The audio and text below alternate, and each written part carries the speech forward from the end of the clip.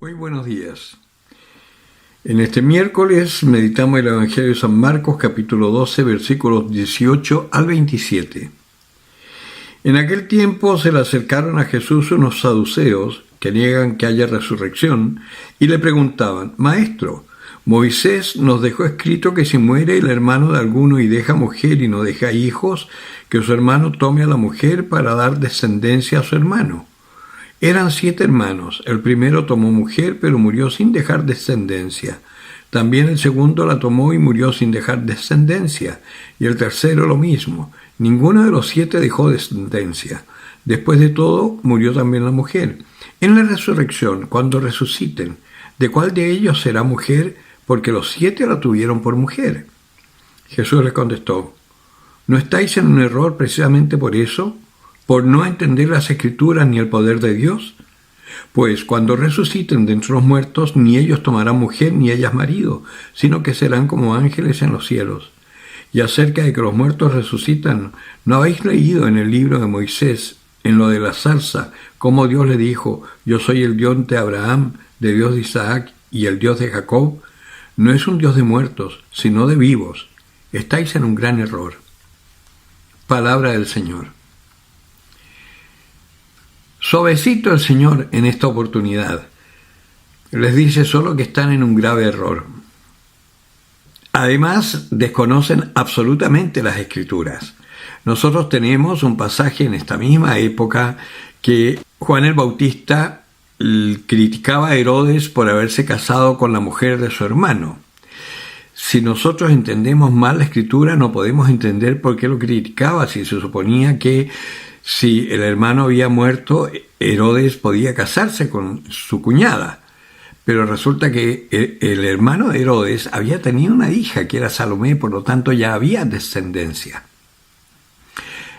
Puede que no se considere mucho a la mujer en esa época y quizás de la descendencia se está hablando de hombre. Pero como sea, el hermano de Herodes había tenido descendencia y ellos lo sabían. Y sin embargo se hacen así como los que no entienden, igual que el diablo. El diablo, cuando nos quiere tentar a nosotros, siempre se nos hace el desentendido y siempre nos muestra algo malo como bueno. ¿Por qué no te puedes acostar con la vecina si el marido la trata tan mal, tu mujer es una neurótica y la vecina está sufriendo tanto?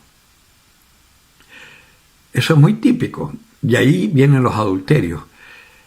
Siempre hay un buen pretexto, como las leyes actuales. Ya no es aborto, ya no es asesinato de niños, es suspensión voluntaria del embarazo. Ya no hay asesinato de viejos, no hay eutanasia, sino que es muerte digna. En fin, si nosotros vemos, hay un lenguaje malintencionado que Jesús lo tiene que sufrir también, igual como lo tenemos que sufrir nosotros. En este caso, eran los jerarcas de su iglesia. Una parte, los que no creían en la resurrección. Acuérdense que en Israel estaban los fariseos y los saduceos. Los saduceos no creían en la resurrección, los fariseos sí. Bueno, pero eran 2 facciones religiosas, legales, digamos, que un poco acá podemos decir los que están por la ortodoxia de la fe, según el magisterio y la iglesia, según la doctrina de los papas, y los que están con las ideologías de la liberación, por ejemplo. Son 2 facciones en la iglesia que son bien distintas, pero conviven en la misma iglesia. De esta misma forma, los fariseos y los saduceos convivían en la misma iglesia.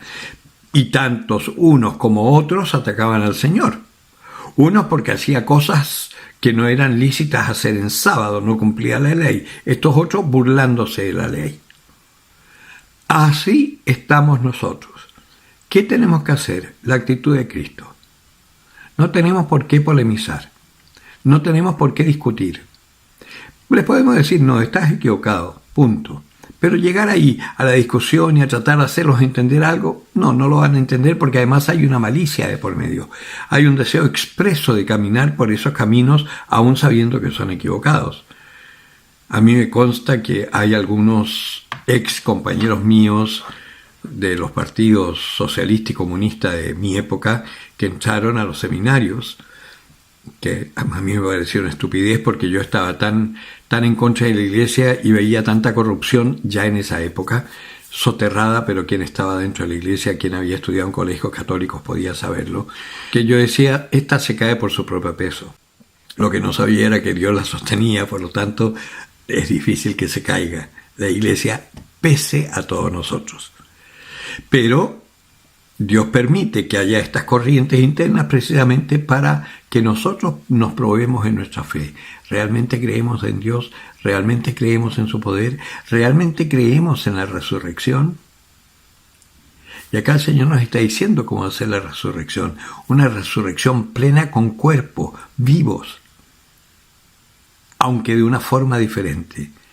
Y San Cipriano, en su tratado sobre la muerte, dice algo que a mí siempre me ha emocionado y me ha llenado de consuelo, porque de alguna manera es lo que yo siempre deseé conocer, esto de que en el cielo nos vamos a encontrar con nuestros seres queridos. Y San Cipriano dice, allá nos podremos abrazar.